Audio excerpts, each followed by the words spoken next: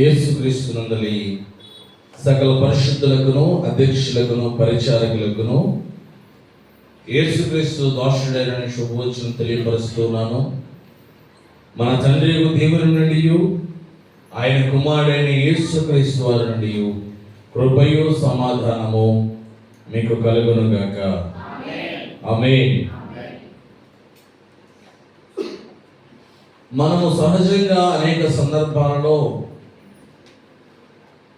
మనకి కలిగిన అవసరాల నిమిత్తమై అనేక మందిని అడుగుతూ ఉంటాం. ఒక సామెత ఉంటుంది లోకంలో, అడగనిదే అమ్మాయినా పెట్టదు. దేవుని వాక్యం కూడా సెలవిస్తూ ఉంది. మనం అనేక సార్లు విని ఉన్న మాటే మరి ఒకసారి మరలా జ్ఞాపకం చేసుకుందాం. మత్తయి రాసిన సువర్తమానము 7వ అధ్యాయం 7వ వచనము.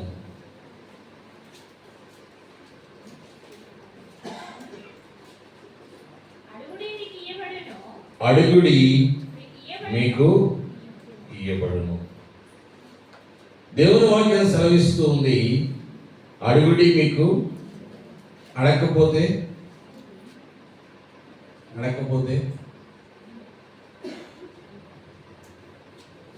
ఎవరైనా అడిగితేనే ఇస్తారు. దేవుడు కూడా అంటున్నాడు, మీరు అడగకపోతే నేను కూడా ఇవ్వను. ఎవరైతే అడుగుతారో వారు తగిన కాలమందు దానిని పొందుకుంటారు. దేవుడు ఒకానొక కాలంలో ఇశ్రాయేలు ప్రజల్లో ఒక ఇంటి యజమాని చనిపోయాడు. ఇంటి యజమాని చనిపోతే అతనికి కుమారుడు లేడు, ఓన్లీ కూతురు మాత్రమే ఉంది, కూతురు మాత్రమే ఉన్నారు. అప్పటి కాలంలో కానీ ఇప్పటి కాలంలో కానీ తండ్రి చనిపోయిన తర్వాత ఆస్తి ఎవరికి వెళ్తుంది?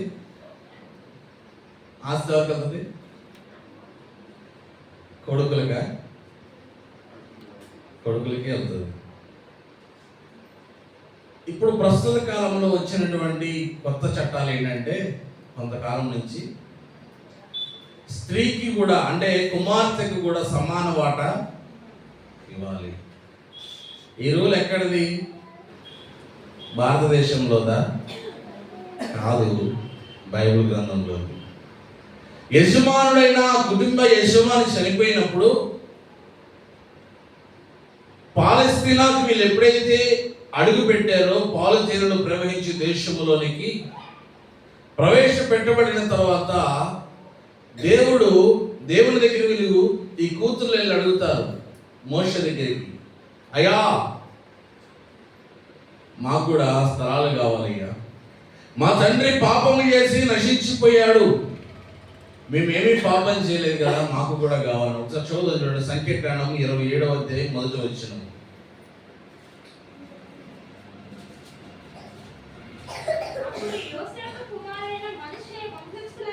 అప్పుడు యోసేపు కుమారుడైన మనష్షే వంశస్థులలో సెలెపెహాదు కుమార్తెలు వచ్చేది.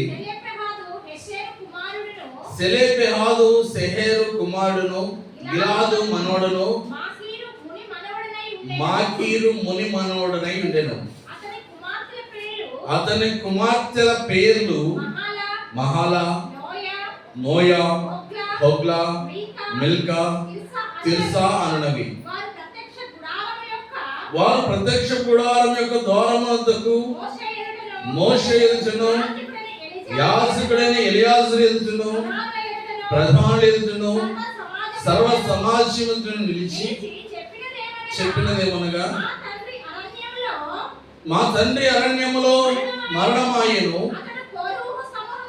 అతడు కొరాహు సమూహములలో, అనగా యెహోవాకు విరోధముగా కూడిన వారి సమూహంలో ఉండలేదు గాని తన పాపమును బట్టి మృతి పొందెను. అతనికి కుమారులు కలగలేదు. అతనికి కుమారులు లేనంత మాత్రము చేత మా తండ్రి పేరు అతని వంశములో నుండి మాసిపోనేలా మా తండ్రి సహోదరులతో పాటు స్వాస్థ్యమును మాకు దయచేయమని అడుగుతున్నారు. మోషే దగ్గరికి వచ్చారు. మోషే దగ్గరికి వచ్చి, అయ్యా మా తండ్రి పాపం చేసి చనిపోయాడు కాబట్టి మా తండ్రి వంశంలో ఉన్న కుమారులు లేరు, కుమార్తెలు మాత్రమే ఉన్నాం, కాబట్టి మాకు కూడా భూమిని దయచేయమని అడుగుతూ ఉన్నారు. అడిగినప్పుడు మోషే దేవుని మందిరంలోకి వెళ్ళి ఈ విధంగా ప్రార్థన చేస్తూ ఉంటాడు 5వ వచనం నుంచి. అప్పుడు మోషే వారి కొరకు యెహోవా సన్నిధిని మనవి చేయగా, యెహోవా మోషేకి ఇలాగ సెలవిచ్చెను, సెలోపెహాదు కుమార్తెలు చెప్పినది యుక్తము, నిశ్చయముగా వారి తండ్రి సహోదరులతో పాటు భూస్వామ్యమును వారి ఆధీనం చేసి వారి తండ్రి స్వాస్థ్యమును వారికి చెంద చేయవలెను. ఏనాడో దేవుని యొక్క వాక్యము ఆనాడు ఇశ్రాయేలు ప్రజల మధ్యనే తెలియపరిచిన విషయం ఏంటంటే, తండ్రి ఆస్తి కుమారులకు కుమార్తెలకు సరి సమానంగా పంచిపెట్టాలి. ఎలా వచ్చింది హక్కు? ఎలా వచ్చింది స్త్రీలకి అంటే, వారు ఏం చేశారంటే అడుగుతూ ఉన్నారు. మొట్టమొదటి మనం ఏం చదువుకున్నాం? అడుగుడి. ఎవరు అడిగారంటే స్త్రీలంతా కలిసి వచ్చి, అయ్యా మా స్వాస్థ్యమును మాకు ఇయ్యా, దేవుని దగ్గర కనుక్కోయా ఒకసారి. పురుషులందరికీ భూముల్ని పనిచేస్తూ ఉన్నారు. అయ్యా మేము లేని వాళ్ళం, అయ్యా మాకు ఇయ్యా, మా తండ్రి స్వాస్థ్యం మాకు కావాలయ్యా అని ఎప్పుడైతే అడిగారో దేవుడు వారి యొక్క మనవిని విన్నాడు. వారికి కూడా భూములు దక్కాయి. ఈనాడు మనము కూడా దేవుణ్ణి అడిగినప్పుడు దేవుడు వాటన్నిటినీ మనకు దయచేస్తాడు. కానీ ఎందుకు అనేక మంది అడుగుతూ ఉన్నా పొందుకోలేకపోతూ ఉన్నారంటే, అదే బైబిల్ గ్రంథంలో యాకోబు రాసిన పత్రిక 4వ అధ్యాయం 3వ వచనంలో ఈ విధంగా రాయబడి ఉంది. యాకోబు రాసిన పత్రిక 4వ అధ్యాయం 3వ వచనం, మీరేమడిగినను మీ భోగముల నిమిత్తము వినియోగించుటకై దురుద్దేశముతో అడుగుదురు కనుక మీకేమీ దొరకట్లేదు. ఏమంటున్నాడు అక్కడ? సెలోపెహాదు యొక్క కుమార్తెలు అడిగారు, పొందుకున్నారు. ఈనాడు అనేక మంది ఎందుకు పొందుకోలేకపోతున్నారంటే, ఇక్కడ అంటూ ఉన్నాడు, మీ భోగముల నిమిత్తమై వినియోగించుటకై దురుద్దేశముతో అడుగుతున్నారు. ఏ విషయాలు అడుగుతున్నారంట? అనుభవించడానికి. అంటే వారికి కావాల్సింది వస్తే ఇక దేవుణ్ణి మర్చిపోతారు, భోగాలు.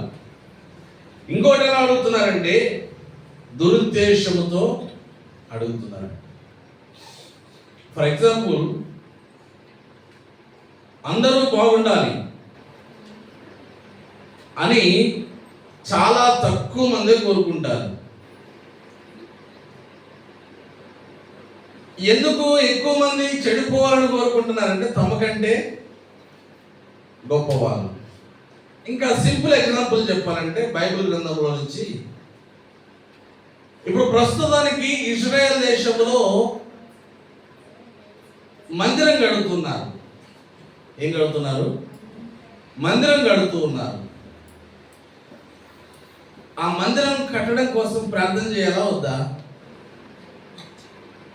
మనం చేసినా చేయకపోయినా కట్టబడింది అక్కడ. ఇంకొక విషయం గట్టిగా మాట్లాడుతున్న ఏం చెప్తానంటే, కట్టకూడదనే చేయమంట. ఏంటి? దేవుని మందిరం కడుతుంటే కట్టకూడదని ప్రార్థన చేయాలి అన్నట్టుగా ఉంటుంది. అవునా? ఎందుకో తెలుసా కట్టకూడదు అనేది? అంత్యక్రీస్తు సాతానుడు ఎక్కడి నుంచి పరిపాలన చేయబోతున్నాడంటే, ఇప్పుడు వారు యెరూషలేము దేశంలో కట్టే మందిరంలో నుంచే దేశాన్ని పరిపాలిస్తారు. ఎందుకు కడుతున్నారు మందిరం ఇప్పుడు అంటే, వారు యేసు ప్రభువు వారి 2వ రాకడ కోసం కాదు. వారి దృష్టిలో యేసు ప్రభువు వారు ఇంకా రాలే భూమి మీదకి. వారిని పరిపాలించు మెస్సయ్య ఈ భూమి మీదకి రాలేదు. మేము ఎప్పుడైతే మందిరం కడతామో ముగిస్తామో మమ్మల్ని పరిపాలించే మెస్సయ్య మా కొరకు వచ్చి ఆ మందిరంలో నుంచి మమ్మల్ని పాలిస్తాడు. దాని కొరకు కడుతున్నారు. దేని కొరకు? పరిపాలన జరగాలని. ఎవరు చేయాలి? యేసు క్రీస్తు. ఆయన ముందుగానే లోకంలోనికి వచ్చాడు, మరణించాడు, తిరిగి లేచి వెళ్ళిపోయాడు అన్న సంగతులను అనేక మంది గ్రహించక ఇప్పుడు 3వ మందిరం కడితే అందులోనికి వచ్చి పరిపాలిస్తాడనే ఆలోచనతో కడుతున్నారు. ఇప్పుడు వచ్చి పరిపాలించేది ఎవరు పరిపాలిస్తారు?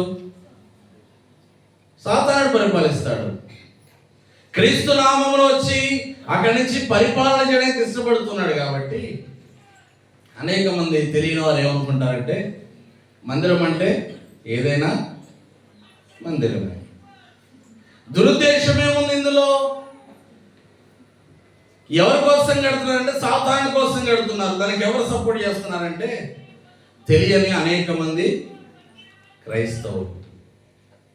అందుకని దేవుని వాక్యం సెలవిస్తుంది, మీరు మీ సుఖభోగముల నిమిత్తమై దురుద్దేశముతో అడుగుదురు గనక మీకేమీ దొరకలేదు.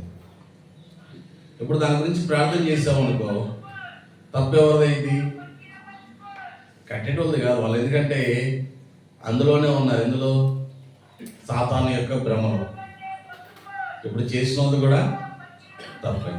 అందుకని ప్రతి దానిని వివేచించే వివేచన గుణమును దేవుడు మనందరికీ అనుగ్రహిస్తే అనేక మంది ఆ వివేచన వరమును గ్రహించలేక తమ ఇష్టానుసారంగా ప్రార్థన చేస్తూ ఉన్నారు, ఇష్టానుసారంగా దేవుని అడుగుతున్నారు. అందుకనే పొందుకోలేకపోతున్నారు.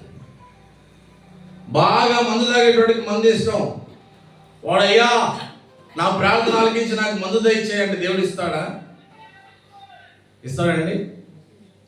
సిగరెట్ తాగేటోడు అయ్యా నాకు సిగరెట్ అంటే ఇష్టం, నాకు ఇయ్యయ్యా అంటే ఇస్తాడా? అయ్యా నా పక్కనోడు 2 అంతస్తులు బిల్డింగ్ వేసాడు, నాకు 2 అంతస్తులు బిల్డింగ్ వేయ్యా అంటే ఇస్తాడా? అయ్యా నా పక్కనోడు కారు కొన్నాడు, నాకు కూడా పెద్ద కారు అయ్యా అంటే ఇస్తాడా?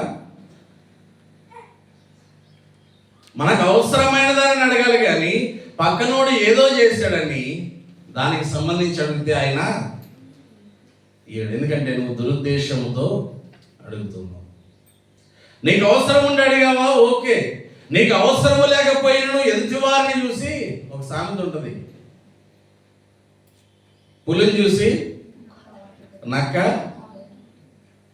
వాతలు పెట్టుకుంది. ఎవరికి కష్టం, ఎవరికి నష్టం, ఎవరికి బాధ, దాని ద్వారా ఎవరి నామం అవమానించబడింది.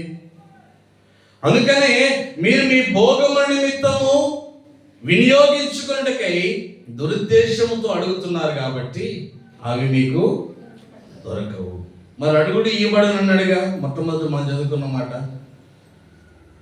మరి అడుగుతున్నాం, ఇవ్వట్లేదంటే మరలా చెప్తూ ఉన్నాడు, అవి మీ భోగముల నిమిత్తం అడుగుతున్నారు కాబట్టి అవి మీకు దొరకవు. అందుకనే ఎజ్రా గ్రంథము 10వ అధ్యాయం 1వ వచనంలో మనం ఈ మాట చదువుతాం. చూడండి, ఎజ్రా రాసిన గ్రంథము 10వ అధ్యాయం 1వ వచనం. ఎజ్రా ఏడ్చుచు దేవుని మందిరం ఎదుట సాష్టాంగ పడుచు పాపమును ఒప్పుకొని ప్రార్థన చేశాను. ఇశ్రాయేలీయులలో పురుషులు, స్త్రీలు, చిన్నవారు మిక్కిలి గొప్ప సమూహముగా అతని యొద్దకు కూడి వచ్చి బహుగా ఏడవగా, ఎలాము కుమారులో నొకడు యెహీయేలు కుమారుడైన శెకన్య ఎజ్రాతో ఇట్లనెను, మేము దేశమందుండు అన్యజనులోని స్త్రీలను పెళ్లి చేసుకుని మా దేవుని దృష్టికి పాపము చేసితిమి. అయితే ఈ విషయములలో ఇశ్రాయేలు తమ చెడు నడవడి దిద్దుకొందురు అను నిరీక్షణ కద్దు. ఇక్కడ జరిగిన సందర్భం ఏంటంటే, దేవుడు ఇశ్రాయేలు ప్రజలకి సంఖ్యాకాండంలో చదువుకున్నాం కదా, స్వాస్థ్యాన్ని ఇచ్చాడు, భూములను ఇచ్చాడు. భూములను ఇచ్చిన తర్వాత వారు అక్కడ స్థిరపడి దేవుణ్ణి మహిమపరిచి దేవుని ఆజ్ఞలను పాటించవలసిన వారై ఉండగా దేవుని ఆజ్ఞలను విడిచిపెట్టేసి వారు ఎవరిని వివాహం చేసుకున్నారంటే అన్య స్త్రీలను వివాహం చేసుకున్నారు. అక్కడ భూమి వారికి ఎలా వచ్చింది? దేవుని వలన వచ్చింది. వారు తినే ఆహారం ఎవరిది? దేవుని వలన కలిగింది. దేవుని ద్వారాగా స్వస్థతను పొందుకున్నారు, అద్భుత కార్యాలు చూశారు, ఆశ్చర్య కార్యాలు చూశారు.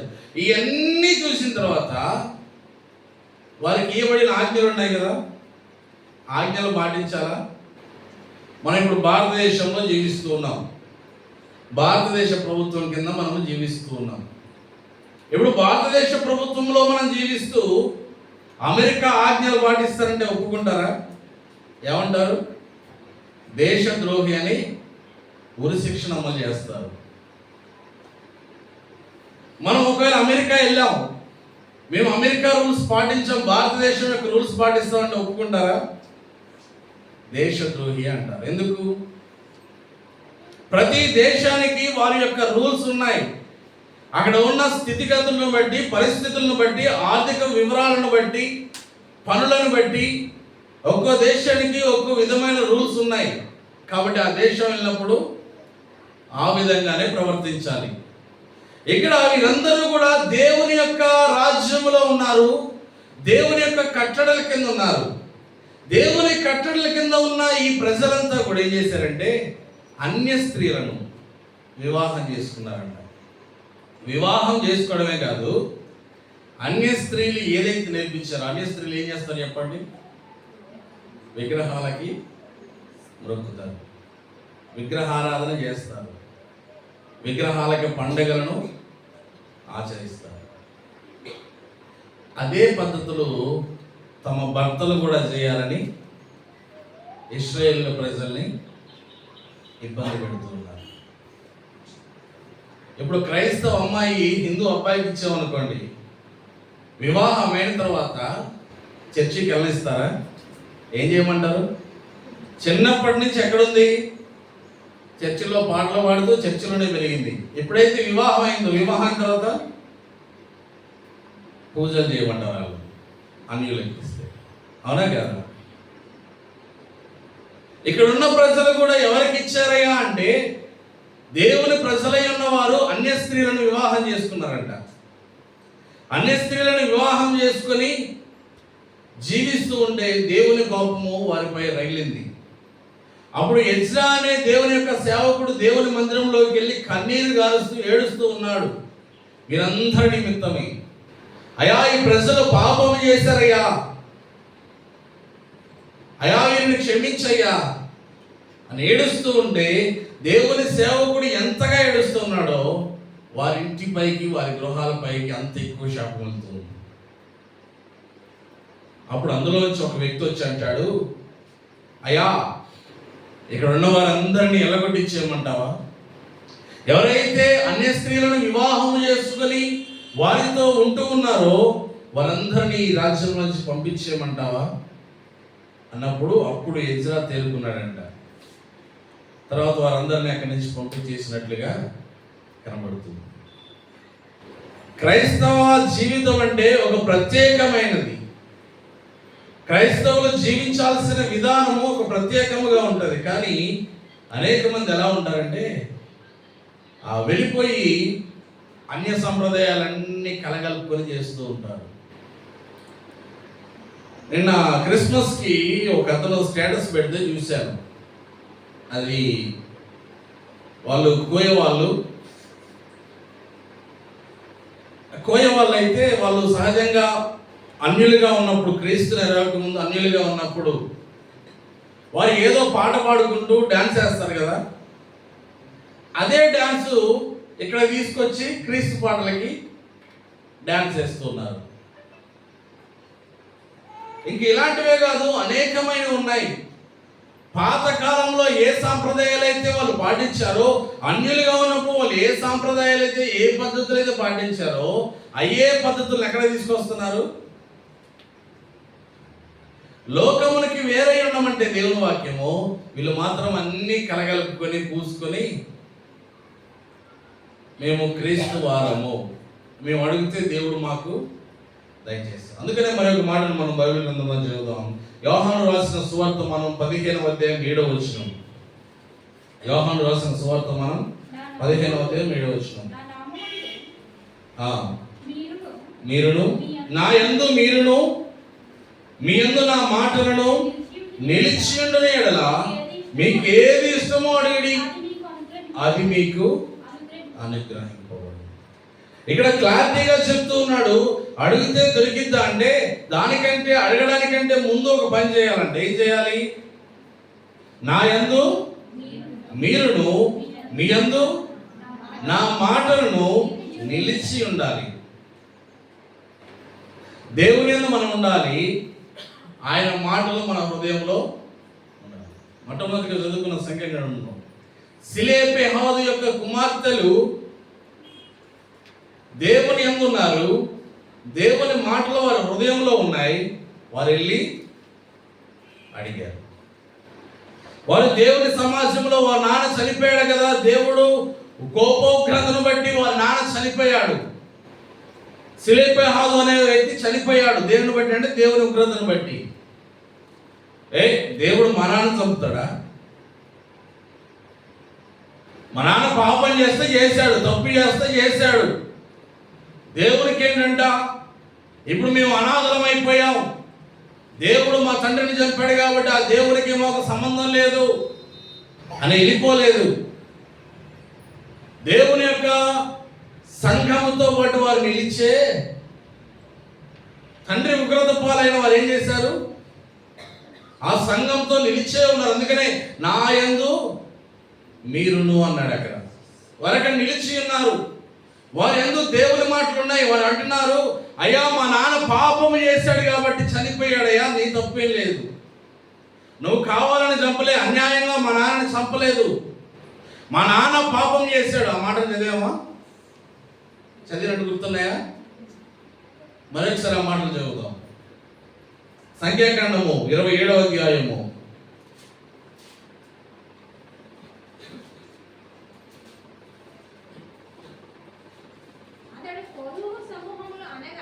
'అనగా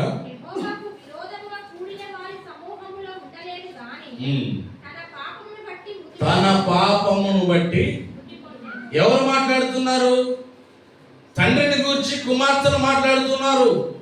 అయ్యా మా నాన్న చేసిన పాపం వలన చచ్చిపోయాడయ్యా, దాన్ని బట్టి మేము నిన్ను నిందించట్లేదు. మా తండ్రికి ఉన్న రోగమును బట్టి మా నాన్న చచ్చిపోయాడు, నువ్వు చంపావని మేము అనట్లేదు. ఎందుకంటున్నా తెలుసా? వారి యందు దేవుని యొక్క మాట నిలిచి ఉంది. వారిలో దేవుని యొక్క ఆజ్ఞలు ఫలభరితంగా ఉన్నాయి. అందుకనే దేవుని వాక్యం సెలవిస్తూ ఉంది, నా యందు మీరును మీ యందు నా మాటను నిలిచిండు నేడలా, అప్పుడు మీకు ఏది ఇష్టమో అడగండి. ఏది ఇష్టం అడగాలంటే ఇందాక చదువుకున్నాం. మళ్ళీ దురాశ నిమిత్తమై సుఖభోగముల నిమిత్తమై అడగకూడదు. కావలసిన దానిని అడిగినప్పుడు దేవుడు తగిన సమయమున మనకు దాన్ని దయచేసి మనల్ని అభివృద్ధి పరిచి ఉన్నత స్థితిలో ఉంచాలని ఆయన ఆశపడుతూ ఉన్నాడు. కాబట్టి దేవునికి మహిమ కలుగును గాక. ఆమేన్. ఈ కొద్ది వాక్యం దేవుడు దీవించి మనందరి హృదయాల ఫలింపచేయును గాక. ఆమేన్. హల్లెలూయా. స్తోత్రం. మత్తయి సువార్త 13వ అధ్యాయం. మత్తయి సువార్త 13వ అధ్యాయం 15వ వచనం చదువుతాం. 14 వచనం దగ్గర రాయబడ్డ మాట ఏంటంటే, ప్రజల కొరకు యేసు ప్రభు మాట్లాడుతున్నారు. ఈ ప్రజలు కన్నులారా చూచి చెవులారా విని హృదయంతో గ్రహించి మనసు త్రిప్పుకొని నా వలన స్వస్థత పొందకున్నట్లు వారి హృదయం క్రొవ్వినది, వారి చెవులు వినుటకు మందములైనవి, వారు తమ కన్నులు మూసుకుని ఉన్నారు కనుక మీరు వినుట మట్టుకు విందురు కానీ గ్రహింపనే గ్రహింపాలి, చూచుట మట్టుకు చూతురు కానీ ఎంత మాత్రము తెలుసుకున్నారు అని ఇక్కడ తెలియచేయబడ్డ మాటల్లో యేసు ప్రభు మాట్లాడుతున్నాడు. ఇదే అధ్యాయంలో నరకం కొరకు 2 చోట్ల చెప్పాడు యేసు ప్రభు. 42వ వచనం దగ్గర 50వ వచనం దగ్గర చెప్పాడు. ఆ మాట కూడా చదువుతాం. అక్కడ ఏడుపును పండ్లు కొరుకుటేను ఉండును. ఆ, నీతిమంతులు తమ తండ్రి రాజ్యంలో సూర్యుని వలె తేజరిల్లేవారుగా ఉంటారు. చెవు గలవాడు వినుగాక అన్నాడు. అదే 50 వచనం దగ్గర కూడా అదే మాట చెప్తున్నాడు. ఏం చెప్తున్నాడు అంటే 42వ వచనం దగ్గర 50 వచనం దగ్గర కూడా ఈ నరకం కొరకే మాట్లాడుతూ అక్కడ ఏడుపులు పండ్లు కురితే ఉంటుంది. కారణం ఏంటంటే వినేవారిగా ఉన్నారు కానీ దాన్ని పాటించేవారిగా అర్థం చేసుకునేటువంటి వారిగా లేరు అని యేసు ప్రభు స్పష్టంగా చక్కగా తెలియచేస్తున్నాడు. ఇప్పుడు 7వ అధ్యాయం చదివాం కదా మత్తయి సువార్త. నాకు నచ్చింది ఏంటంటే మత్తయి సువార్త 7వ అధ్యాయం ఇంటికి వెళ్ళిన తర్వాత చదువుకోండి. మత్తయి సువార్త అంతట్లో ఈ 13వ అధ్యాయం 7వ అధ్యాయం చక్కగా చెప్పాడు మాట యేసు ప్రభు. ఇక్కడ ఆయన మాట్లాడుతున్నాడు. వినేవారిగా ఉన్నారు, అనుసరించేవారిగా లేరు. అందుకని బోధిస్తున్నప్పుడు మత్తయి సువార్త 7వ అధ్యాయం చివరి వచనం చదివితే అక్కడ ఎక్కువ మాట తెలియజేసినప్పుడు అక్కడ ఉన్న ప్రజలందరూ ఆయన బోధకు ఆశ్చర్యపడ్డారు. ఆశ్చర్యం అంటే ఇంత గొప్పగా ఎవరు మనకు అధికారంతో చెప్పినట్టు వాళ్ళు లేరే అని ఆశ్చర్యపడ్డారు. అధికారం కలిగి మాట్లాడుతున్నాడు ఈయన అని రాయబడి ఉంది అక్కడ. యేసు ఈ మాటలు చెప్పి ముగించినప్పుడు జనసమూహం ఆయన బోధకు ఆశ్చర్యపడుచుంది. ఎలాగనగా ఆయన శాస్త్రుల వలె కాక అధికారము గల వారి వలె వారికి బోధించేది అని రాయబడినాడు. అధికారము కలిగిన వారి వలె బోధించాడు. బోధించినప్పుడు బోధ జాగ్రత్తగా వింటేనే తప్ప వినకపోతే ఏమవుతుంది అంటే అగ్ని ఆరదు, నరకంలో పురుగు సావదు అని ఈ అధ్యాయంలో యేసు ప్రభు చక్కగా 7వ అధ్యాయంలో చెప్పాడు, 13వ అధ్యాయంలో చెప్పాడు. వింటాం మానవులు, విని అనుసరించే వారిగా ఉండకపోతే ఎవరికి నష్టం? అనుసరించిన వారికి నష్టం. నువ్వు అలాగే చెప్పుకో, మేము ఇలాగే ఉంటామంటే వస్తాం మానేయండి.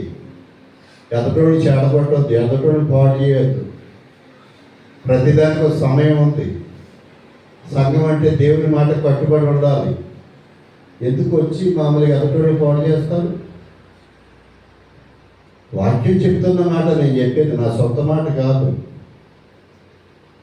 అక్కడ 7వ అధ్యాయం 6వ వచనం దగ్గర అన్నాడు యేసు ప్రభు, పరిశుద్ధమైనది కుక్కలకి పెట్టకండి, మీ ముత్యాలు పందుల ముందు వేయద్దు అన్నారు. అయ్యేనయ్యేమో విని పాటించలేదు. ఏం చెప్తున్నాడు ఆయన? వాక్యం అలాంటిదట, పరిశుద్ధమైనది అన్నాడు, ముత్యాలు అన్నాడు. 13వ అధ్యాయంలో 3 ఉపమానాలు చెప్పాడు యేసుప్రభు. యేసుప్రభు శిష్యులు అడుగుతారు, అయ్యా మాకు అర్థం కాలేదయ్యా నువ్వు చెప్పింది, మరోసారి చెప్పంటే పరలోక రాజ్యం కొరకు తెలియచేస్తూ ఎలా ఉండదో, ఒక మనుషుడు సముద్రంలో వలేస్తే రకరకాల చేపలు పడతాయి. మంచి బుట్టలో వేసుకుంటాడు, చెడ్డవి వదిలేస్తాడు. అంటే మంచి చెడు కొరకు రాయకూడదు. అంటే పరలోక రాజ్యం కొరకు నరకం కొరకు చక్కగా చెప్తూ అయినా పరిశుద్ధమైనది కుక్కలకి పెట్టకండి అన్నాడు. ముత్యాలు మామూలు పందుల ముందు వేయొద్దు అన్నాడు. ఎత్తే ఉపయోగం ఏంటి? వాడికి తెలియదు అంటున్నాడు. నాకు అన్నీ తెలుసు అనుకుంటాడు ఈ మనుషుడు. వాక్యం తెలిస్తే వాక్యానికి లోబడతారు, దేవుడికి లోబడతారు. వాక్యం తెలియక మనుషుడు నాకు అన్నీ తెలుసు అంటే తెలిస్తే ఎలా ఉంటాడనే దాని వరకు చాలా భద్రంగా రాయబడి ఉన్న మాటలు నేను అందుకే చెప్తున్నాను. 7వ అధ్యాయం 13వ అధ్యాయం మత్తయి సువార్తలో యేసు ప్రభు తెలియజేసిన మాటలే. ఆయన చెప్పిన మాట విని ఆయన మాట ప్రకారం నడిచేవారు ధన్యులండి. అందుకైనా 7వ అధ్యాయం దగ్గరికి మళ్ళీ వెళ్తాం. 6వ వచనం చదువు. పరిశుద్ధమైన కుక్కలకు పెట్టకండి, పందుల ముందు ముత్యాలు వేయకండి, వేసిన వెడల కాళ్ళతో త్రొక్కి మీ మీద పడి మిమ్మల్ని చీల్చి వేస్తాయని చెప్తున్నాడు. అర్థం చేసుకోకపోతే వాటి మేలు కొరకు మనం ఏదైనా చేస్తానికి వెళ్ళినా అవి మీద పడి చీల్చేస్తాయని చెప్తున్నాడు. అందుకే వేయొద్దు, పెట్టొద్దు అని చెప్తున్నాడు. ఇక్కడ వేసేదాని కొరకు పెట్టేదాని కొరకు ఆయన మాట్లాడుతూ ఇదే మత్తయి సువార్త 7వ అధ్యాయం మనం చదివాం 15వ వచనం దగ్గర. అక్కడ తెలియచేస్తున్నమాట. 13వ వచనం కలిసి మనం చదువుదాం. మత్తయి సువార్త 7వ అధ్యాయం 13వ వచనం. ఇరుకు ద్వారంలో ప్రవేశించుడి, నరకములకు పోయే ద్వారం వెడల్పును, ఆ దారి విశాలమై ఉన్నది, దాని ద్వారా ప్రవేశించేవారు అనేకులు. జీవమునకు పోవు ద్వారము ఇరుకును, ఆ దారి సంకుచితములై ఉన్నది, దాన్ని కనుగొనే వారు కొద్దిమంది అన్నాడండి. 15వ వచనం దగ్గరితే అబద్ధ ప్రవక్తలను గురించి జాగ్రత్త పడుడి, వారి గొర్రెల చర్మము వేసుకుని మీ వద్దకు వత్తురు కానీ లోపల వారి క్రూరమైన తోడేళ్ళు అన్నాడండి. ఎవరికొరకు మాట్లాడుతున్నాడు ఈ మాట?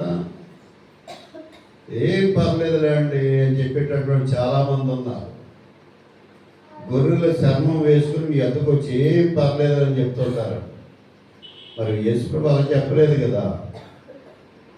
వాళ్ళ గురించి జాగ్రత్త పడండి, క్రూరమైన తోడేళ్ళు లోపల అంటున్నాడు. తోడేళ్ళు పాడు చేస్తుందా, మామూలు మంచిగా ఉంచుతుందా? అతిక్రమం అనేది మంచిదా చెడ్డదా? చెప్పండి, మీరే చెప్పాలి. అతిక్రమం అనేది చెడ్డది, అది దేవునికి నచ్చంది. ఏం పర్లేదు చెయ్యొచ్చు అని చెప్పేటట్టు వారు ఉన్నారు. మరి దాన్ని మెచ్చుకుంటాడు యేసుప్రభు? మెచ్చుకునే చెప్తున్నాడు ఆయనే. వీళ్ళు ఏంటంటే నాకు అన్నీ తెలుసులే, ఇరుకులో జరిగింది అప్పుడు దాకా మనం ఏదో రకంగా బతికేస్తాం అనుకునే వారు అబద్ధ ప్రవక్తలు, అబద్ధ బోధకులు, రకరకాలుగా జీవించేవారు అనేక మంది ఉన్నారు. అందుకే 13వ అధ్యాయంలో చక్కగా చెప్పాడు. 42వ వచనం చదివితే 13వ అధ్యాయం మత్తయి సువార్తలో అక్కడ చక్కగా చెప్తున్నాడు. అక్కడ ఏడ్పును పండ్లు కొరుకుడియును ఉండేను. అప్పుడు నీతిమంతులు తమ తండ్రి రాజ్యములో ఆకాశంలో ఉన్న సూర్యుని వల్లే తేజలు వెళ్ళేవారుగా ఉంటారట. అక్కడికి వెళ్ళిన తర్వాత నీతిమంతులు ఏం పర్లేదు అనేటువంటి వారిగా ఉంటే ఇక్కడ చక్కగా చెప్తున్నాడు. అక్కడ అగ్ని ఆరదు, ఆత్మ పురుగు సావదు, అగ్నిలో ధనవంతుడు ఏడుతున్నట్టుగా ఏడ్చేవారుగా ఉంటారు అని యేసుప్రభు మానవుడిగా భూమి మీదకి వచ్చి మానవుల బాగు కొరకే చెప్పాడు. ఆయన పాస్టర్ల బాగు కొరకు చెప్పలేదు. పాస్టర్ గారు ఏం పట్టించుకోరండి. అబద్ధికుడు ఎవడో నీతిమంతుడు ఎవడో దేవునికి తెలుసు. ఈ లోకంలో ఉన్నటువంటి వాళ్ళు అబద్ధాలు మాట్లాడేటువంటి వాళ్ళు నచ్చుతారు. మనుషులు ఇచ్చులు చేసేవాళ్ళు నచ్చుతారు. నీతిగా జీవించేవారు నచ్చరు. నీతిగా జీవించేవాళ్ళు హెచ్చరిస్తారు కదా. హెచ్చరిక నచ్చుతాం మనుషులు. హెచ్చరిక చేసేటటువంటి వాడు మంచోడు అని బైబిల్లో రాయబడి ఉంది. మంచోడు చెడ్డోడు కూడా ఉన్నారు. మంచివాడు తమ తండ్రి రాజ్యంలో నీతిమంతులుగా ఉండి సూర్యుని వలె తేజరెళ్ళే వారిగా ఉంటారని రాయబడి. అలాగా లోకంలో మానవులు దేవుని వాక్యం వింటారు. అందుకే ఆయన ఏం చెప్తున్నాడంటే ఎఫెసీయులకు రాసిన పత్రిక, ఎఫెసీ పత్రిక 5వ అధ్యాయం 1వ వచనం. ఎఫెసీ కావున మీరు ప్రియులైన పిల్లల వలె దేవుని పోలి నడుచుకునండి. క్రీస్తు మిమ్మల్ని ప్రేమించి పరిమళవాసులుగా ఉండుట, మన కొరకు తనను తాను దేవునికి అర్పణగాను బలిగాను అప్పగించుకొని అలాగునే మీరును ప్రేమ కలిగి నడుచుకోనండి అని ఇక్కడ రాయబడింది. కావున మీరు ప్రియులైన పిల్లల వలె దేవుని పోలి నడుచుకోవాలని చెప్తున్నాడు. క్రీస్తు మిమ్మల్ని ప్రేమించి పరిమళ వాసనగా ఉండుటకు మీ కొరకు తాను దేవునికి అర్పణగాను బలిగాను అర్పించుకునేను.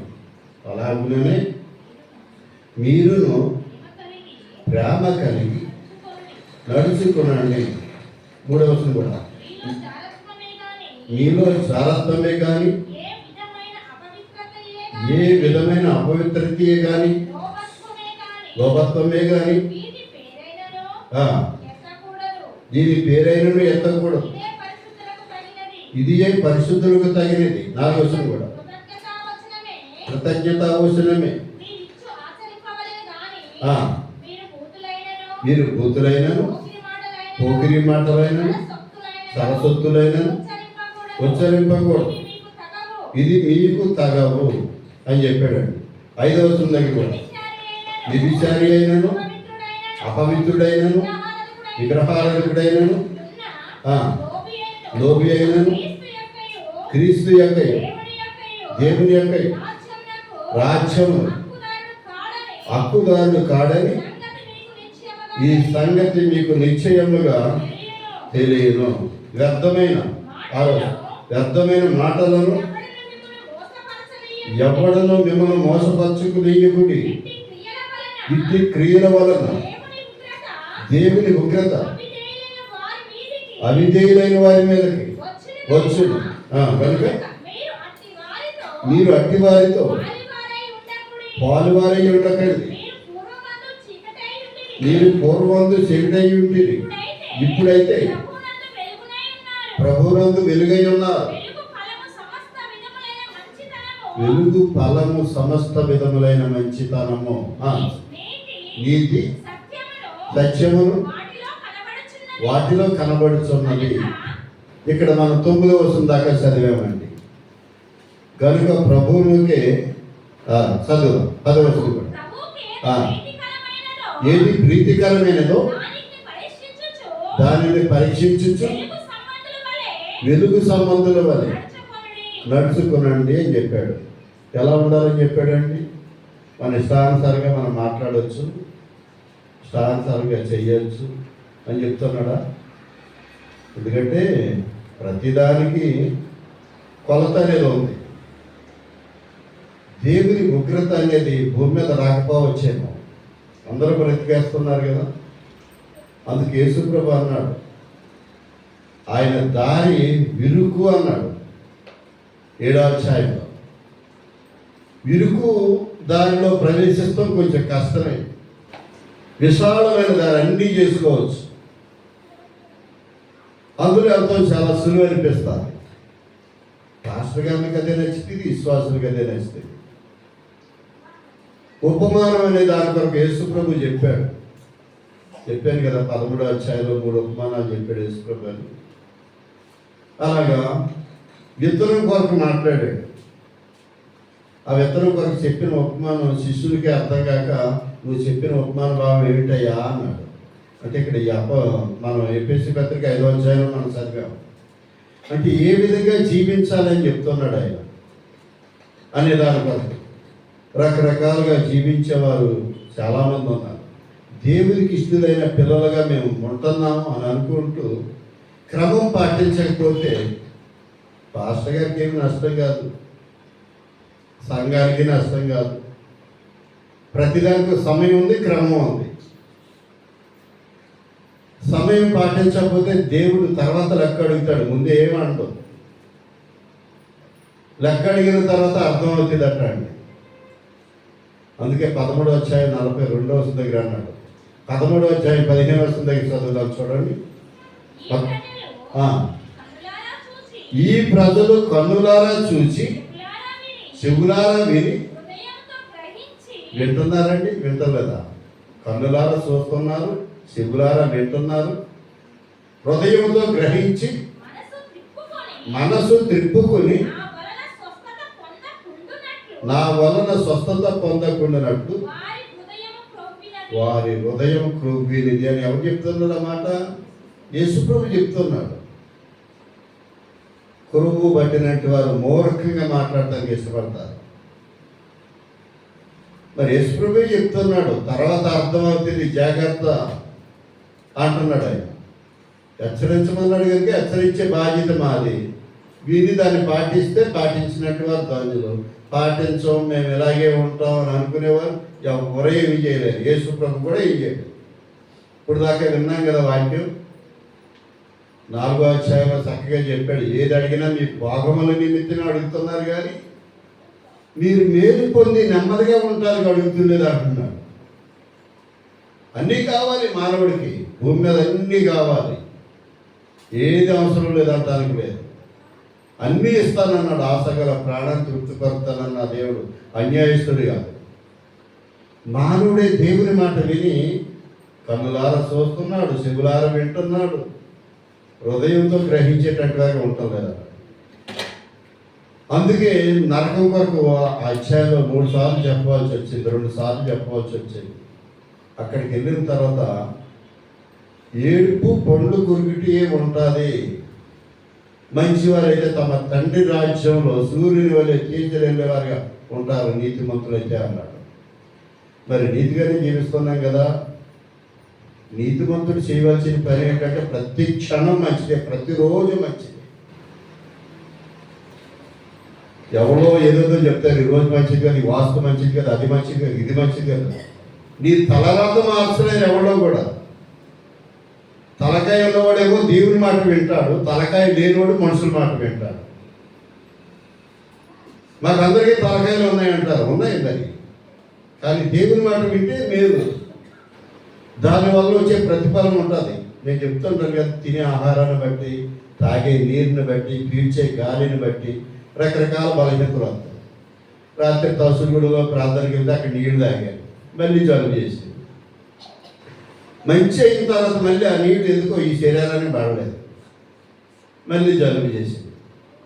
అలా కొన్ని సందర్భాల్లో రోగాలు రావాలి కదా, వస్తాయి. దేవుడు తీసేయగల సమర్థుడు ఆయన. ఆయన మాట వింటే ఆయన తప్పనిసరిగా సహాయం చేస్తారు. అడుగుడే మీకు ఇవ్వడు అంటే మన బోర్డు అని అడుగుతుంటాం, అన్ని మన అవసరాల కొరకు అడుగుతాం. ఆయన ఏమన్నాడంటే నిన్ను వలె నీ పొరుగువారిని ప్రేమించు అన్నాడు. ప్రేమించే ప్రతివాడు పొరుగువారి కొరకు ప్రార్థన చేస్తే ఆయన ఆలకించి సహాయం చేస్తారు. పొరుగువారి కొరకు ప్రార్థన చేయమన్నాడు ఆయన. మనం చేస్తూనే ఉంటాం. అంత తొందరగా మారలేండి వాళ్ళు. ప్రార్థన చేయగానే మారిపోయేలా ఉంటే సంఘాలు స్థలాలు సరిపో. ఆయన చెప్పిన మాట విని దాని ప్రకారంగా నడిచేటట్టు వారికి ఉండండి అని వాక్యం చెప్తాను. ఆయన చెప్పిన మాట ఏంటంటే అదే ఇప్పుడు మనం చదువుకున్నాం ఎఫెసీ పత్రిక 5వ అధ్యాయంలో 5వ వచనం దగ్గర అంటున్నాడు. ఎలా ఉండాలంటున్నాడు అంటే 5వ వచనం దగ్గర చదువు. వ్యభిచారి అయినను, అపవిత్రుడైనను, విగ్రహారాధకుడు అయినను, లోబి అయినను, క్రీస్తు యొక్క దేవుని యొక్కయు రాజ్యములకు హక్కుదారులు. తప్పు చేసేవాళ్ళు ఎవరో కూడా దేవుని రాజ్యంలో చేరట్లేదు. దేవుని రాజ్యానికి హక్కుదారులు కారు అంటున్నాడు. అందుకే పైన మనం చదివాం 3వ వచనం, మీలో జారత్వమే కానీ, ఏ విధమైన అపవిత్రతయే కానీ, లోభత్వమే కానీ వీటి పేరేను ఎత్తకూడదు అన్నాడండి. ఇది పరిశుద్ధులకు తగినది కాదు అని చెప్పాడు. అంటే ఆ వాటి మాట దేవుని మాట ప్రకారంగా నడితే మంచివాడు. అపవిత్రతను పట్టుకున్నా, దేవుడు చెప్పిన మాటలు పక్కకి పెట్టి వెంబడిస్తున్నా అలాగే చేయొద్దు అని దేవుడు చెప్తున్నమాట. ఆయన మాట ప్రకారం నడిచేటట్టు వారిగా ఉంటే దేవుడు వారిని ఆనందింపజేస్తానికి ఈ లోకానికి వచ్చాడు. బాధలో, శ్రమలో, కష్టాల్లో ఉంచడానికి రాలేదు ఆయన. వస్తాయి రోగాలని, సమస్యలని, తీసేయగల సమర్థుడైన ఆయన మాట వింటే. ఏదో నామకార్థంగా వస్తున్నాం వెళ్తున్నాం, దానిని బట్టి ఎంత చెప్పినా వినకపోతే ఇంకేం చేస్తాను నేను. బైబిల్లో రాయబడింది, పునాదులు పాడైపోగా నీతిమంతులు ఏం చేయగలుగుతారు అన్నాడు. కీర్తన గ్రంథం 11వ అధ్యాయం 1వ వచనం దగ్గర. కీర్తన గ్రంథం 11వ అధ్యాయం 1 నుంచి మనం చదివితే చదవండి. విన్నాను. అక్కడ తెలియచేస్తున్న మాట ఏంటంటే, అదే కీర్తన గ్రంథంలో 11వ అధ్యాయంలో, యెహోవా శరణుజొచ్చి ఉన్నాను, పక్షి వలె కొండకు పారిపోము అని మీరు నాతో చెప్పుటేయాలా? దుస్తులు ఇల్లెక్కి పెట్టి ఉన్నారు, వేయుటకై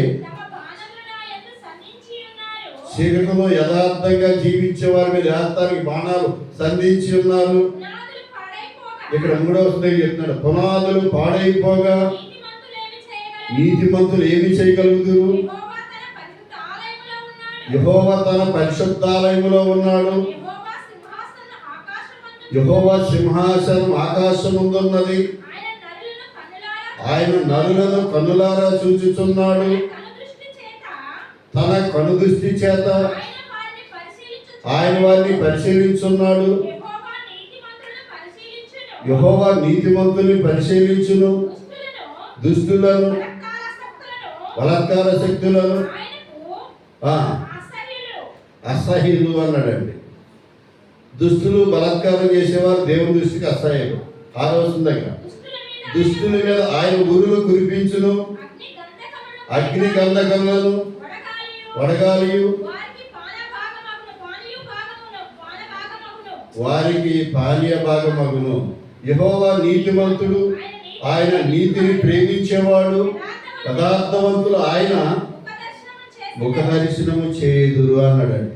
యథార్థతగా జీవిస్తే హృదయ శుద్ధి గల వారు ధన్యులు, వారు దేవుడు చూచెదరు అన్నాడు యేసుప్రభు. ఇక్కడ చివరి మాటలో చెప్పాడు, యథార్థవంతులు వారి ముఖ దర్శనం దేవుని ముఖాన్ని చూసేవారిగా ఉండగలుగుతారు. ఆయనకి కావాల్సింది యథార్థత. పాడైపోయిన వారిగా ఉంటే మనుషుల కొరకే మాట్లాడుతున్నాడు. పునాదులు పాడైపోగా నీతిమంతులు ఏం చేయగలుగుతారు? ఎవరు నీతిమంతులు అంటే దేవుని యందు విశ్వాసం నుంచి నమ్మకంగా జీవించేవారు. అలాగా నీతిమంతులుగా ఉండేటట్టు వారిని దేవుడు మాట్లాడుతున్న మాట, చక్కగా నువ్వు నన్ను చూడగలుగుతావు, సంతోషంగా ఉండగలుగుతావు, నీ ఆశ తీర్చేవాడిని నేను. ఆశ అందరి ఆశ తీర్చబడ్డారు భూమి మీద. అందుకని చెప్తున్న మాట ఏంటంటే 13వ అధ్యాయంలో 1వ వచనంలో, అదే కీర్తన గ్రంథం 13వ అధ్యాయం 1, యెహోవా ఎన్నాళ్ళ వరకు నన్ను మరిచిపోవుదువు, నిత్యము మరిచెదవా? నాకెంతకాలము దాక్కునేవాడిగా ఉంటావు?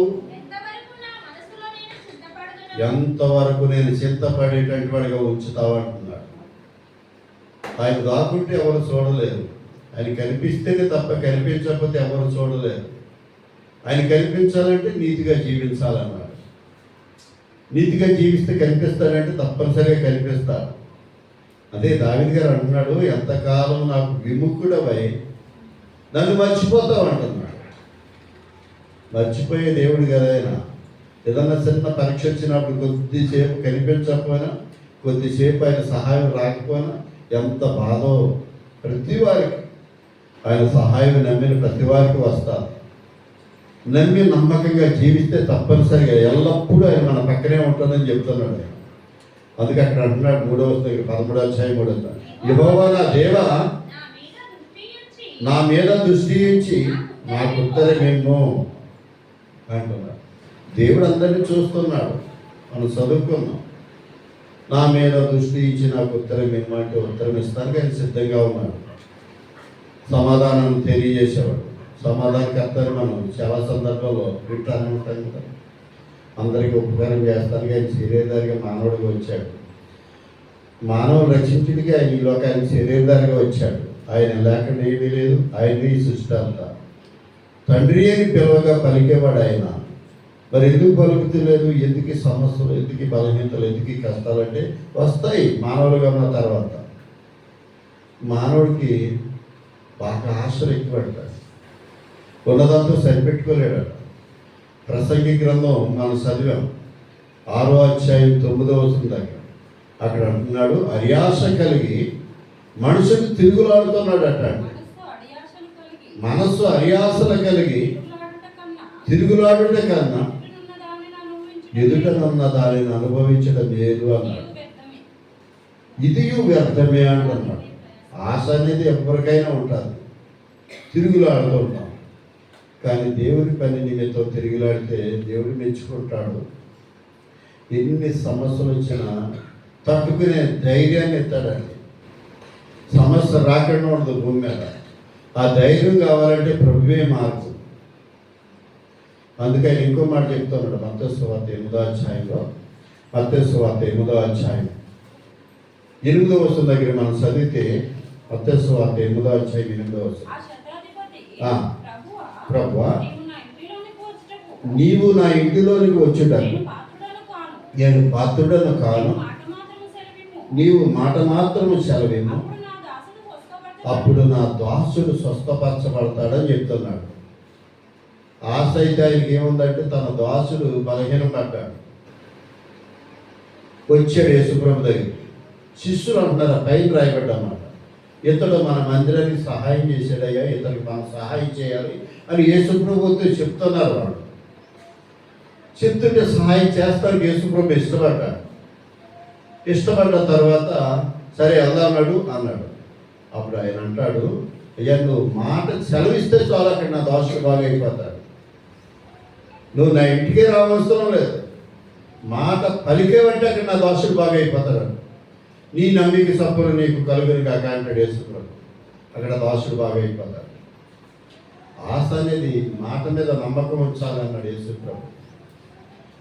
అలా ఆశ కలిగి జీవించేటట్టు అది ఎప్పుడు చూస్తూనే ఉంటాడు ఆయన.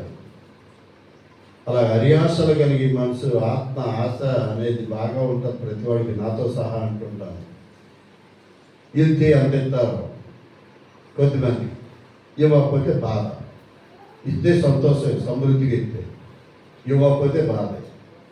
కానీ దేవుడు ఇప్పిస్తాడనే సత్యం చాలామంది మర్చిపోతారు. ఏది తక్కువ చేయడు, అందరికీ ఉపకారి. అడుగుడే మీకు ఇవ్వడం నా దేవుడు అన్యాయస్తుడు కాదని చెప్తాను నేను. దేవుని పని చేస్తాను, మనం అయితే మన పని తప్పనిసరిగా చేస్తాడు.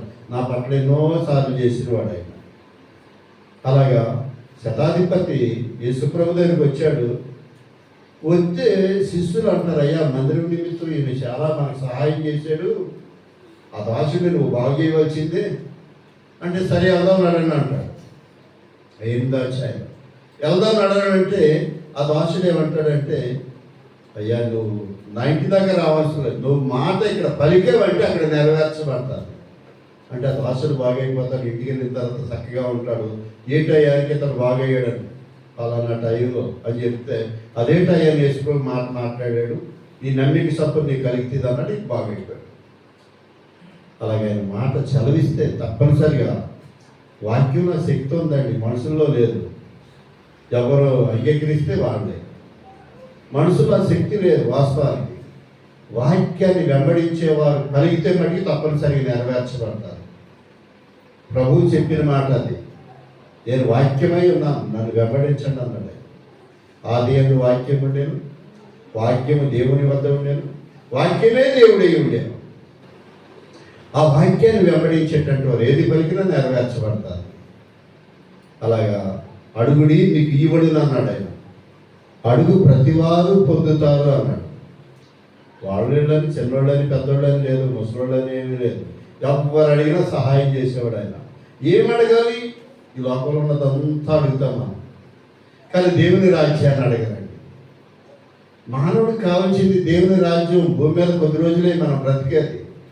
చెబుతూ సులువే, చెప్పే పాస్టర్ గారు చెబుతూ సులువే, కానీ ఏదో ఒక రోజు అక్కడికి వెళ్ళిన తర్వాత తెలుస్తుంది. ఎందుకంటే ఆయన ఆ బ్రహ్మామయుడిని చూసే అదృష్టం అందరికీ ఉండదండి. అనుకోవచ్చు ఇక్కడ ఉన్నట్టు వాడు, మేము చూసేస్తాం అని. నమ్మితే చాలని చెప్పారు కదా అంటే వాక్యం అలా చెప్తలేదు. ఇప్పుడు మనం చదివాం కదా ఎఫెసీ పత్రిక 5వ అధ్యాయంలో 3వ వచనం, 4వ వచనం, 5వ వచనం. అక్కడ ఏం చెప్పాడు? జాగ్రత్తగా ఉండాలి, మీరు మీ నోటిని భద్రం చేసుకోవాలి అని మాట్లాడాడు. ఏ తప్పు చేయకూడదు, దేవుని దృష్టికి అపవిత్రుడు ఎంత మాత్రం కనిపించకూడదు.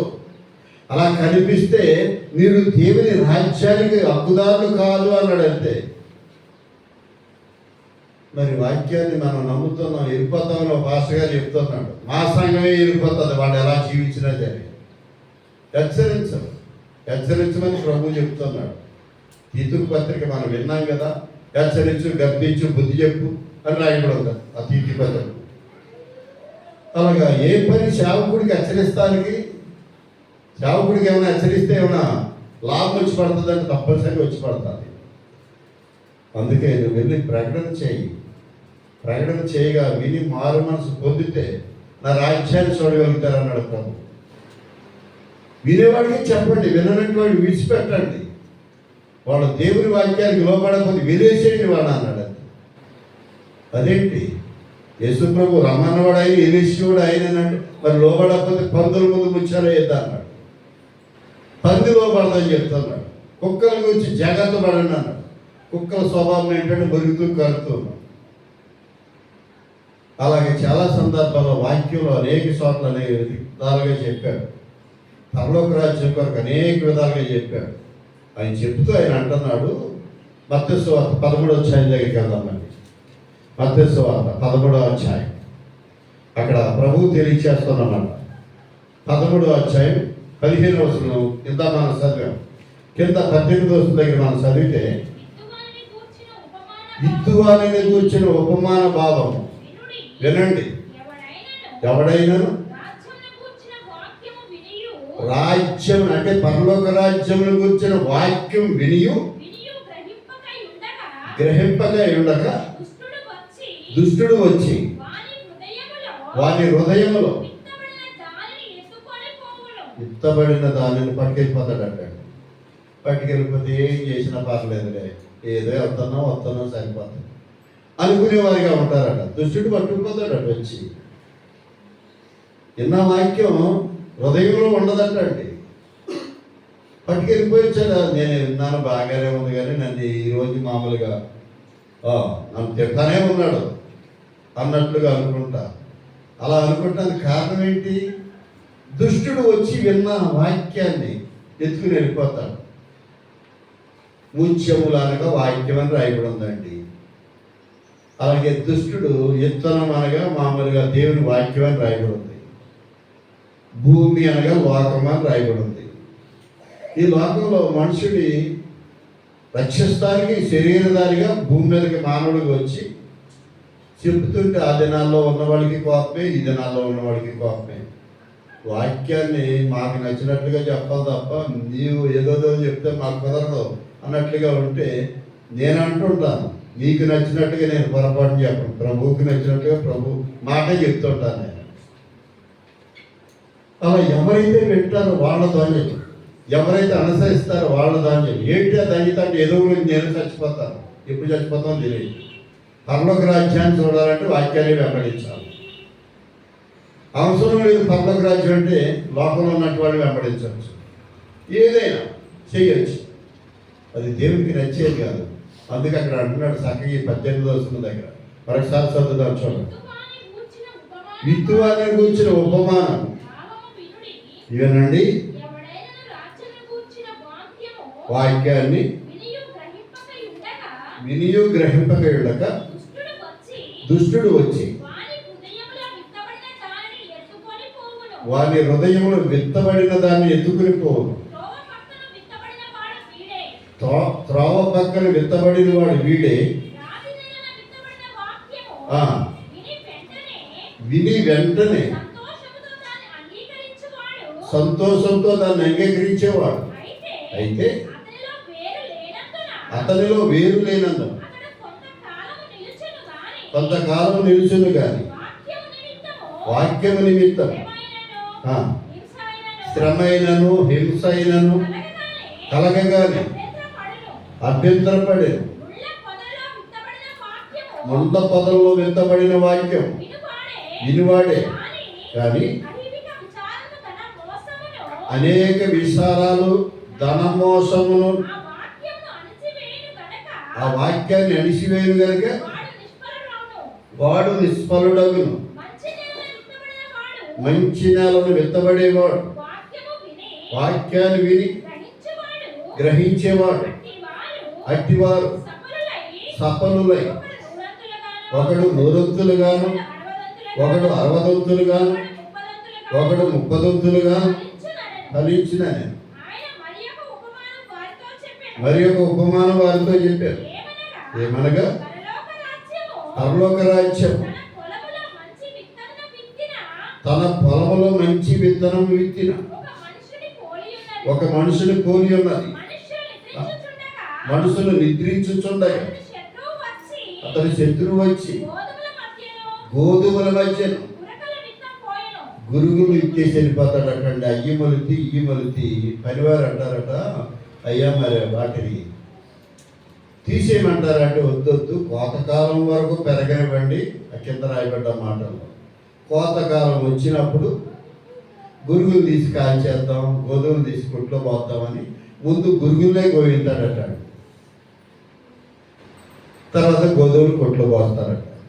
అంటే ఇక్కడ మనం ఇదంతా ఎందుకు చదువుకున్నామంటే ఒకడు 100 ఒకడు 60 ఒకడు 30 ఫలిస్తారు చెప్తున్నాడు. ఆ పరివర్తన అనేది మన నీతిని బట్టి యథార్థతను బట్టి దేవుడు చూస్తాడు, దానికి జవాబును దేవుడు ఇస్తాడు. మనం ఉండే విధానం ఎదటి వాళ్ళు చూసి ప్రభువుని అంగీకరించగలుగుతారు, అంగీకరించకపోయినా దేవుని మహిమపరిచేవారిగా ఉండగలుగుతారు. ఏదో ఒక రోజున అంగీకరిస్తే పరలోక రాజ్యం, అంగీకరించకపోతే నరకం. సరిపోయే ముందైనా తండ్రి నేను తప్పు చేశానయ్యా, నన్ను క్షమించయ్యా, నీ రాజ్యం చేర్చుకయ్యా అంటే చేర్చుకునేవాడు ఆయన. అది ఒప్పుకోలేదు అనుకోండి, కనికరింపబడ్డాడు. ఒప్పుకుంటేనే కనికరింపబడతాడు. నేను పాపినయ్యా, నన్ను క్షమించయ్యా అని ఒప్పుకునే అవకాశం ఉండదు చాలా సందర్భాల్లో. నేను ఎప్పుడు భక్తుడిని, నాకేం కాదు, నేను ఇలాగే ఉంటాను అనుకునేవాడు చాలామంది ఉన్నారు. అలాగే అనేక మంది పాస్టర్లు చచ్చిపోతాం, విశ్వాసులు చచ్చిపోతాం, యాక్సిడెంట్ల ద్వారాగానో బలవంతంగా ఏ విధంగా జరిగిందో తెలియదు. కానీ ఆయన దగ్గర ఎప్పుడు కూడా కనికరాన్నే కోరేవారిగా ఉండాలన్నాడు. అక్కడ చెప్పాడు చక్కగా 8వ అధ్యాయం, కనికరాన్ని కోరేటటువంటి వాడు ఆయన, బలులను కోరేటటువంటి వాడు కాదు. కనికరము అంటే మామూలుగా ఎలా వస్తుందంటే, నేను నిన్ను క్షమించాను, నువ్వు దుఃఖపడవద్దు, నువ్వు సంతోషంగా ఉండు అనేవాడు దేవుడు క్షమిస్తే. నేను నిన్ను క్షమించాను, నువ్వు ఒప్పుకోలేదు కనుక అని ఎక్కడ అంటాడు? ఇక్కడ అండండి, భూమి మీద అండు. నరకంలోకి వెళ్ళిన తర్వాత, అక్కడికి వెళ్ళిన తీర్పులో నిలబడ్డప్పుడు నీకు ఎన్నిసార్లు చెప్పలేదు ఈ మాట?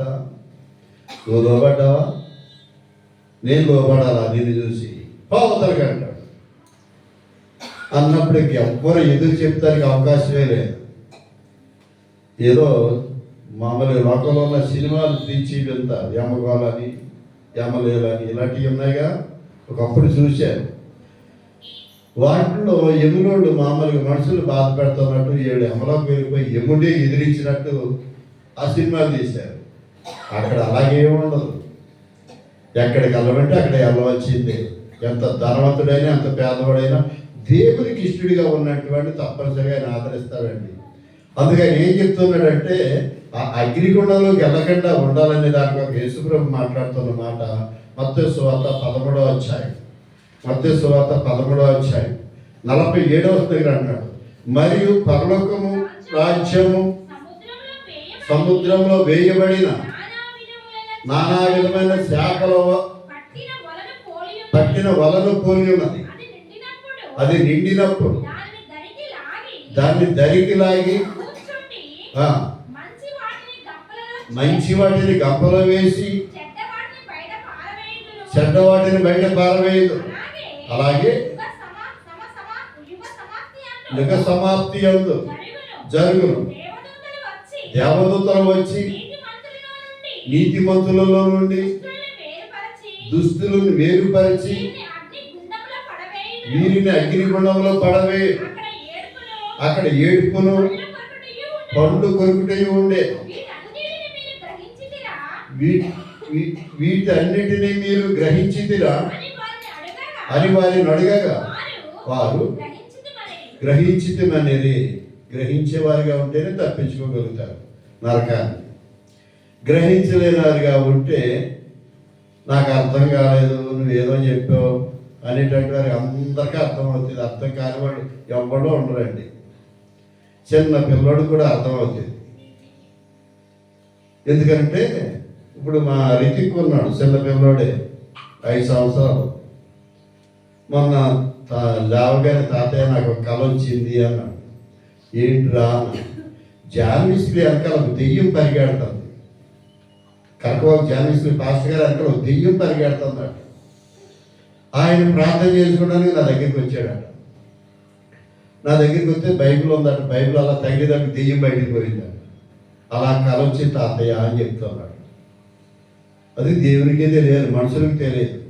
గ్రహించేవారుగా చిన్నపిల్లలైనా పెద్దవాళ్ళైనా దేవుడు చూపించాడు కనుక లేవగానే నాతో చెప్పాడు. అలా చాలా సందర్భాల్లో మనుషుల్ని వెంటాడుతుంటే దెయ్యాలని రకరకాలుగా నేను చేసే చాలా గొప్పది అనుకోవచ్చేమో. దేవునికి మహిమగా ఉంటే తప్పు చేసేవాడిని హెచ్చరించగలుగుతాడు. అది చేయకూడదు అని. హెచ్చరించకపోతే నువ్వు చేసినది అర్థమే. హెచ్చరించమని ప్రభు చెప్పింది. మార్చుకోలేదా, విడిచిపెట్టు, పందుల్లాగా ఉంటారు వాళ్ళు అన్నాడు.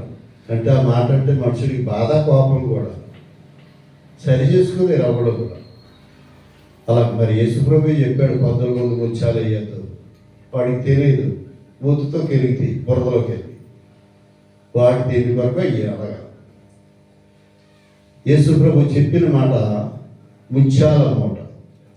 అది అర్థమైనట్టు అర్థం చెప్పు. బైబిల్లో రాయబడ్డ మాటలు బట్టి ఒక ఆయన ఈ పాట పాడాడు. దేవుని మాట ముత్యాల మూట, యేసయ్య మాటలు వజ్రాల గనులు, తవ్వరా సోదరా దొరికెను రతనాల రాసులు అన్నాడు. అంటే మత్తయి సువార్త 5వ అధ్యాయాన్ని బట్టి ఆ పాట పాడాడు ఆయన. అంటే దేవుని మాట ముత్యాల మూట, తవ్వి కొద్ది రతనాల రసం దొరికితే అంటే తవ్వితే చదువుతుంటే దాంట్లో ఉన్న విధానం ఈ శరీరంలోకి వెళ్ళిన తర్వాత అర్థం అవుతుంది. పైన ఉంటే అర్థం కాదు. వాళ్ళకి నచ్చినట్లు వాళ్ళు బోధిస్తాం. అంతా దేవుడికే తెలుసు, మనుషులకి తెలియదు. అందుకని ఏమంటున్నాడంటే వాక్యాన్ని గ్రహించేవారిగా ఉన్నారా మీరు లేరా అన్నాడు ఆయన. వాక్యం అనగా దేవుని మాట. ఆయన చెప్పిన మాట వింటే వాళ్ళకి ప్రయోజనకరంగా ఉంటుంది. ఏ మనుషుడికైనా ప్రయోజనకరంగా లేదు అనుకుంటున్నారు చాలామంది. అందుకే ఆయన ఏం చెప్తున్నాడంటే 14వ అధ్యాయంలో, మత్తయి సువార్త 14వ అధ్యాయంలో ఆయన అంటున్నమాట 20వ వచనం దగ్గరికి వస్తే, వారందరూ తిని తృప్తి పొందిన తర్వాత మిగిలిన మొక్కలు 12 గంపలు ఎత్తిరి. 12 గంపలు, 5 రొట్టెలు, 2 చేపలు, 5,000 మంది పురుషులు ఉన్నారట. ఇంకా స్త్రీలు పిల్లలు కూడా ఉంటారు. 5 రొట్టెలు, 2 చేపలు అంటే దేవుని మాట ముత్యాల మూట. అంటే ఆయన మాట పలికితే విస్తారంగా సృష్టింపబడ్డాయి రొట్టెలు, చేపలు కూడా. అక్కడ వాళ్ళు తిన్న తర్వాత మిగిలిన మొక్కలు 12 గంపలు ఎత్తిరి అని రాయబడదు. ఆయన ముత్యం అంటే 6 చెక్కలని సముద్రంలో ఉంటాయి, నాకు తెలుసు. అందులో ఉంటుంది, తెల్ల పూసలాగా ఉంటుంది. అవి విలువ కలిగినవి. దేవుని వాక్యం దానితో పోల్చబడ్డది. నిజమే. మరి విలువ కలిగినవి అంటే రత్నాలు, వజ్రాలు, అంటే రాళ్ళు కొరకు ఈ పేర్లు పెట్టబడ్డాయి. యెహెజ్కేలు గ్రంథంలో రాయబడి ఉంది ఈ రాళ్ళ కొరకు. అలాగే వాటి కొరకు రాయబడ్డది కనుక దేవుని మాట ఒక ముత్యంతో పోల్చాడు. అవి చదువుతుంటే కొన్ని వజ్రాలు గనులు దొరుకుతాయి అన్నమాట. ఏంటి ఆ వజ్రాలు కానంటే నిన్ను మేలిమి బంగారంగా తీర్చి చక్కగా ఒక రోజున దేవుని సింహాసనం దగ్గర నిలబెడతాడు ఆయన. ఆయన మాట విని గ్రహించి ఆయన మాట ప్రకారంగా నడిస్తే భూమి మీద ఉన్న కొద్ది రోజులు ఏ సమస్యతో ఉన్న సమస్య నుంచి తప్పనిసరిగా ఆయన ఇప్పిస్తాడు. ఆయన రాజ్యం చూసే భాగ్యాన్ని ఇస్తాడు. అడుగుడి మీకు ఇవ్వబడి ఉన్నాడు ఆయన. ఇంకో మాట మనం చదువుకుందాం. అదే మత్తయి సువార్త 13వ అధ్యాయం. మత్తయి సువార్త 13వ అధ్యాయం. ఇక్కడ 40 వచనం చదువుతాం. గురుగులు అనే దాని కొరకు అక్కడ తెలియజేస్తూ గురుగులు ఎలాగో కూర్చబడి అగ్నిలో కాల్చివేయబడినో అలాగనే యుగ సమాప్తి అందు జరుగును. మనిషి కుమారుడు తన దూతలను పంపును, ఆయన రాజ్యంలో నుండి దుర్నీతి పరులను సమకూర్చి అగ్నిగుండంలో పడవేయుదురు, అక్కడ ఏడుపులు పండ్లు కొరుకుటయు ఉండును అని ఇక్కడ రాయబడ్డమాట.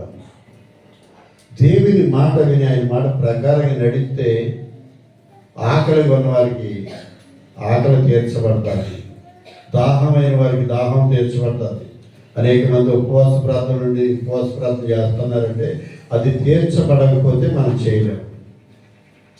ఆ శక్తి దేవుని దగ్గర ఉంది. తండ్రి అని పిలవగా పలికేవాడు ఆయన. ఇక్కడ చెబుతున్న మాట ఏంటంటే ఎవరైతే దేవుని మాట విని ఆయన మాట ప్రకారం నడవకుండా ఉంటారో వాళ్ళ దూతలు వచ్చి ఇందా మనం చదువుకున్నాం ఏరేస్తాయటండి. గోధుమలోంచి గురుగులు ఏరేసినట్లుగా ఏరేసి అగ్నిగుణంలో పడేస్తారు. అలా ఉండకూడదనే దాని కొరకు ఏం చెప్పాడంటే నా మాట జాగ్రత్తగా వినండి అన్నాడు యేసు ప్రభు. అడుగుడి మీకు ఇవ్వబడును అని మత్తయి సువార్త 7వ అధ్యాయం 7వ వచనం మనం చదివాం. అడుగు ప్రతివారు పొందుతారు అని అక్కడ రాయబడ్డ మాట. మత్తయి సువార్త 7వ అధ్యాయం 7వ వచనం. అడుగుడి మీకు ఇవ్వబడును, వెదుకుడి మీకు దొరుకును, తట్టుడి మీకు తీయబడును, అడుగు ప్రతివాడును పొందును, వెదికే వారికి దొరుకును, తట్టే వారికి తీయబడును అని రాయబడి ఉందండి. యేసు ప్రభువా నిన్ను చూడాలని ఆశతో ఉన్నానయ్యా, నాకు కనిపించాయని ప్రార్థన అంటే కనిపిస్తాడు ఆయన. ఒక రోజా 2 రోజుల 3 రోజుల నెలల అది ఆయనకి తెలుసు, మీకు తెలుసు. కనిపించేదాకా ఎదురు చూడాలి. ఎదురు చూస్తే ఆయన కనిపిస్తే దారి తొలగిపోకుండా జీవించగలుగుతారు. ఆయన కనిపించకపోతే చెప్పిన మాటలు విని అనేటటువంటి వారిగా ఉంటే ఆయన కనిపించడండి ఈయన అలాగే చెప్తాడు కానీ అనేవారు చాలామంది ఉన్నారు. నాకు కనిపించిన దేవుడు, నాకు కనిపించిన ప్రభు అన్యాయస్తుడు కాదు, సర్వశక్తిమంతుడు ఆయన. ఆయనకు అసాధ్యం అంటే ఇది లేదు.